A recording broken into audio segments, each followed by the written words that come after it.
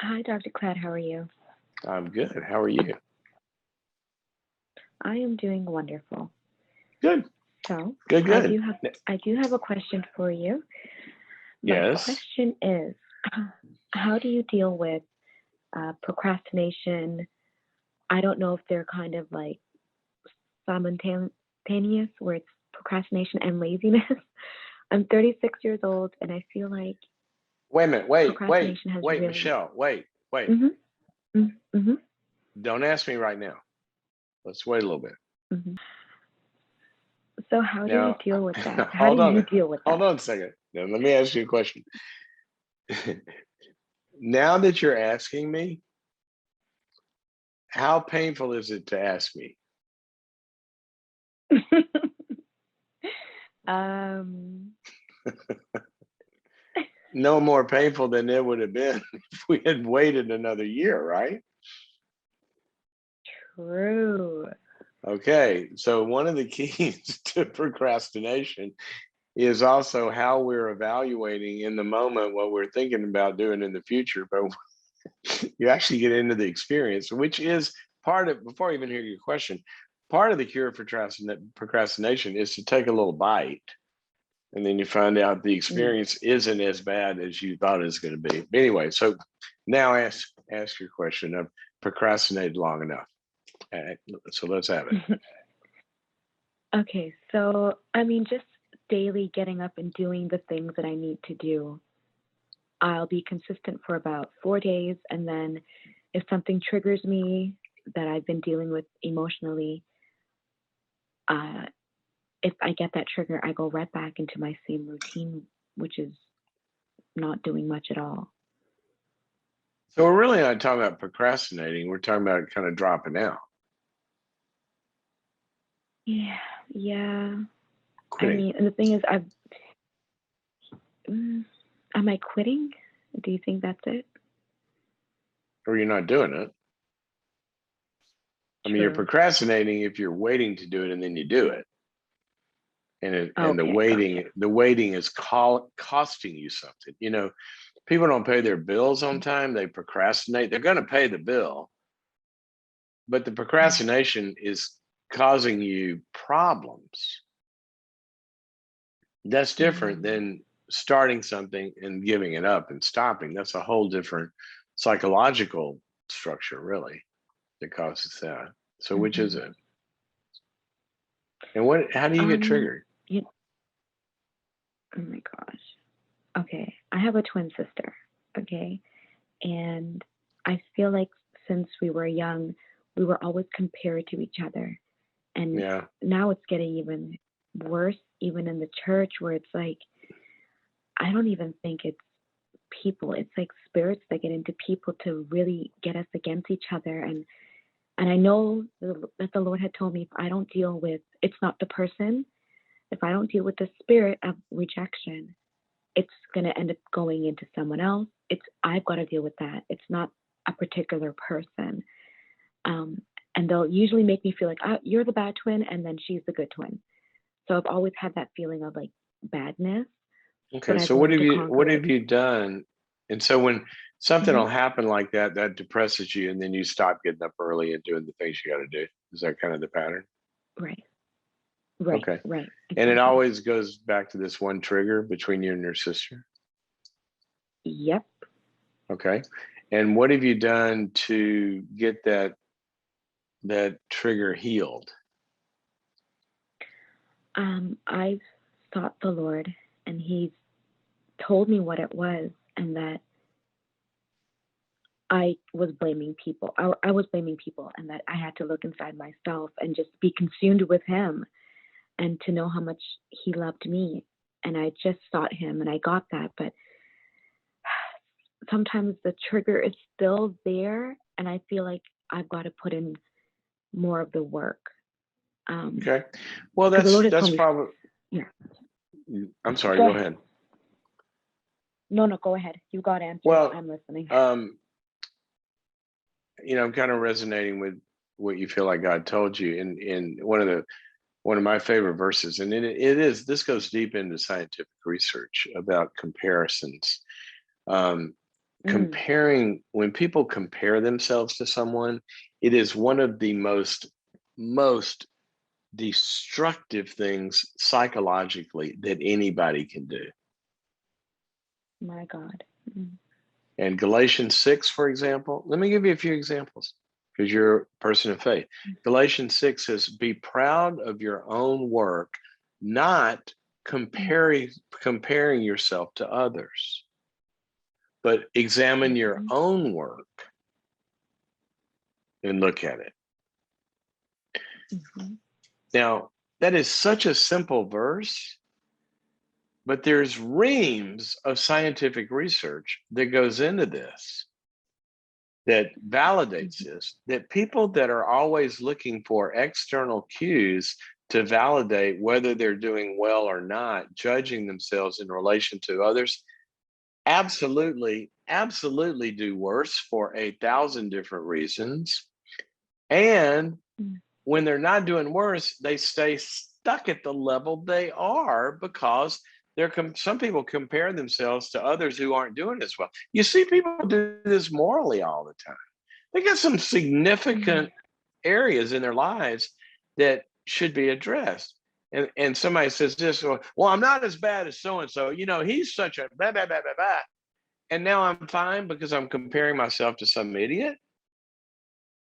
See, it works mhm, both ways. It is one of the most destructive things that can happen. So it sounds like in part of this formative identity stuff that you went through, that you and your sister were kind of seen as a unit, right? You were always yeah, evaluated in relation to each other. mhm, Is that right? mhm, yep, that's Okay. that's correct. One of the most important things for identity formation is something we call differentiation. And that's where we differentiate from other people, twins included. So for me to find out who I am, I've got to know who I am different and apart from my family, from my father, Mm, from my mother, from my sisters. Yeah, we're all one family, but I'm different in some ways. I don't believe that. I don't think that. I do think that you think, but I don't think this. And as we differentiate, that's why you start to see a toddler in forming identity use the word no. No, I don't like that. No, I don't want that. That's part of what God built into us to differentiate, to not be stuck in our identity with somebody else. So I would want you to find some individual identity of who you are. And I don't care whether your sister is like that or not. It doesn't matter. It's who you are apart from everybody else. You follow me? mm, yes, So part of this is going to be you getting your own growth experiences. It sounds like even within your church, you're kind of submerged in this looks like a fishbowl with your sister, right? Everybody's looking at you guys together. it's not even everyone. It's my pastor, and I know most people would say you should leave the church because it's actually gotten really bad. But the Lord told me that I would have to submit because this is a learning lesson for me. And He would give me the go ahead to go. If I didn't seek the Lord about this, I would have been so traumatized. But Okay, but you because I can, had to get in, yeah, that's fine. You can submit to mm, being there and differentiating. The learning lesson may yes, be being next to your sister and disagreeing with her. And when people say this, and you say back to them, you know what, she and I are different in this way or that way. And where you begin mm, to assert who you are apart from your sister.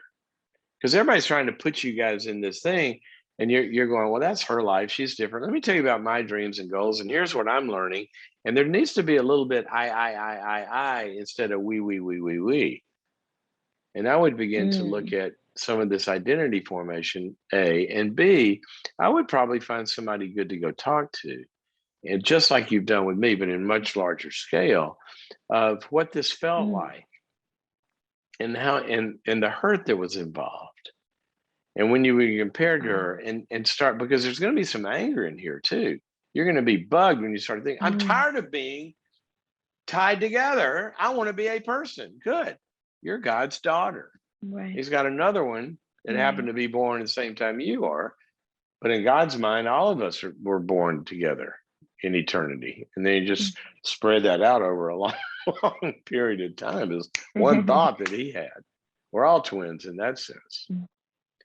But I want you to work, I would want you to work on differentiating your identity. I'm going to suggest, I wish I had a copy to send to you now that, I used to could send books to people because, after COVID, I don't, we shut all that, the warehouse thing down. But I would want you go read my book, Changes That Heal. And in the section on boundaries, it talks about identity formation and the formation of owning who you are apart from others. Very, very important psychological construct, because this trigger that you're talking about, it sounds like it's tied up in some of that. Okay. So I hope that's helpful to you. I got to run, talk to some other people, but start to use Thank you so much. You're welcome. The I word. I word is a good word. One of the things about identity formation that's very, very important is I. It's so interesting when you look at God and his boundaries. Boundaries have to do with a lot of things. They have to do with but first of all, they're a property line.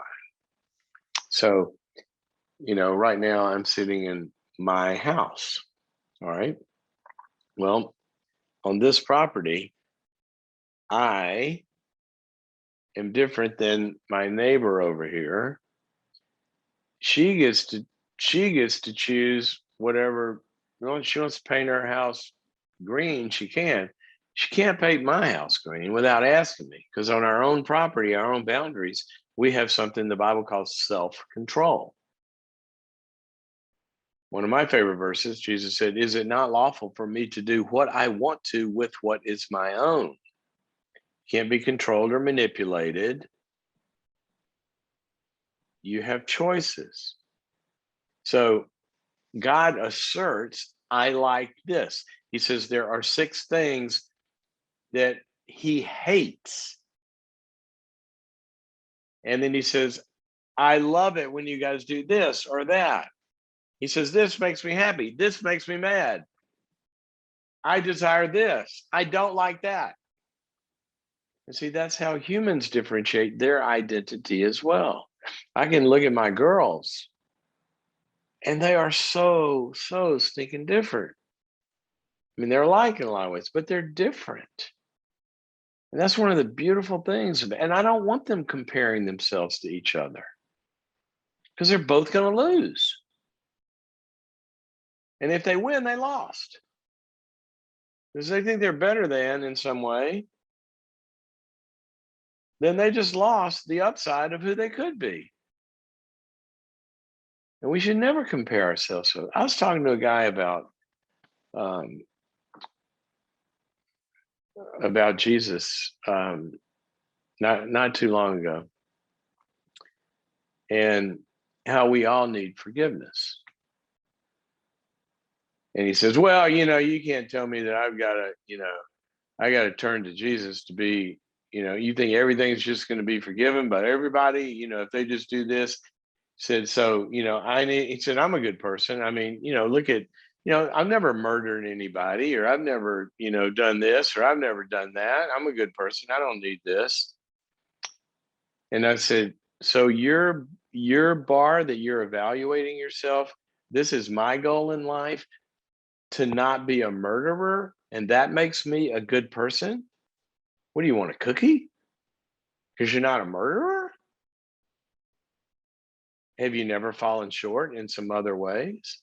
Yeah, but I never did anything that bad. I said, okay, well, try that down at the county courthouse. If you go embezzle some money, you got to go in court, and down the hall there's another courtroom, and somebody else is being tried for murder. Go tell your judge, well, I know I stole a bunch of money, but I didn't murder anybody. You still got a penalty, right? So comparing ourselves to somebody that we think we're better than doesn't help our lot at all. We still need forgiveness. We still need growth. Well, I'm not in as much debt as so and so. Well, I still got this debt. One of my favorite verses is, Jesus says to Peter, dude, you got some tough roads ahead of you. He basically tells him he's going to get crucified upside down. And then Peter's standing there and he looks down the beach, and John is over here. And he goes, well, what about him? Jesus turns to Peter and goes, paraphrasing, if I want to send him on vacation for the rest of eternity, what does that have to do with you? So this comparison thing, it's not good. Go to the parable of the talents. One person got, one talent, another one got two, another one got five. The one that got five turned it into 10. He said, great job. The one that got two doubled that. Notice what he didn't say. He didn't say, yeah, but you didn't get as many as he did. And he didn't turn to God and say, well, I only had two. You gave him five. See, the comparison goes both ways, and it never works. Stop comparing yourself to anybody. Your DNA is different. Your genes are different. I hear this all the time. Well, I don't understand. They came from the same family. Bull. No, they didn't come from the same family. They didn't. Well, yes, they did. No, they didn't. Ask Joey about his family. Tell me about your family, Joey. Well, I had two parents and I had two younger sisters and a younger brother. Okay. Well, let's ask Mary, same family. Let's ask Mary, tell me about your family. Well, I had an older brother and I had a sister and I had a younger. Those are different families, different seasons, different times. You can't compare yourself to your siblings. Stop it. You weren't even treated the same way. You weren't. Different parts of you with your personality tugged at different parts of different parents and different friends. You had different teachers. You have different lives. Stop comparing yourself. This is what's in all the growth mindset research in the last however long that Carol Dweck and others have been talking about. You can't take an event out there and use it to tell you if you're good or bad, including another person. What you got to do is take an event and use it to tell you how to get better. Now, if I'm comparing myself to a buddy of mine and he's gone and he's doing something in business or in psychology or writing books or whatever, and he's doing way better than me, I'm not going to compare myself to find out, oh, I suck. I want to look at what he's doing and ask and get curious. Oh my gosh, that worked great. How did you do that? See, when we compare where we are to somebody else to learn and to be curious, awesome. That's modeling, it's imitation, it's internalization of strengths, it's gaining wisdom, it's teaching, it's motivating, it's inspiring. That's the proper use of other people. Not to tell you that you suck. That's not what we're supposed to do. And there's so much research on this. So stop it. Stop it. Use other people as examples to help you grow.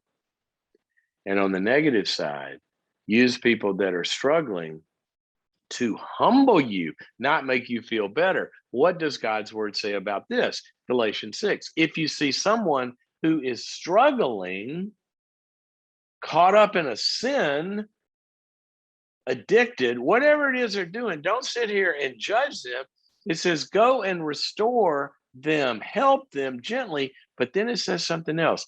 It says, but humbly, looking to yourself, lest you fall into the same mess they're in.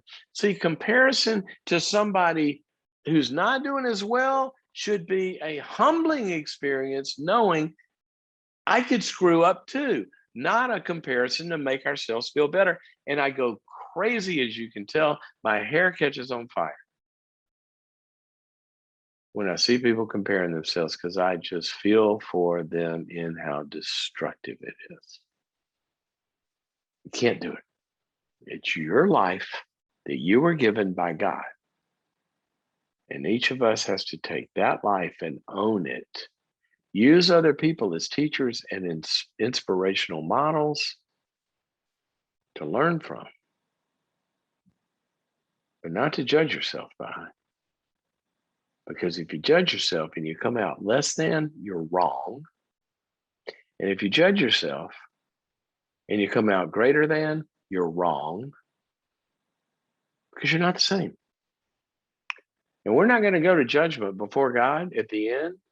And he's going to say A, B, C, and D. Well, look at my sister or look at my brother. Or what about, he's going to go, sorry, I don't see them around anywhere. I'm talking to you. So we are responsible to own. That's why I wanted, Michelle to own her own life. Forget about your sister. Own your own life. Sorry, guys, I went on a rant. Oh, well, forgive me.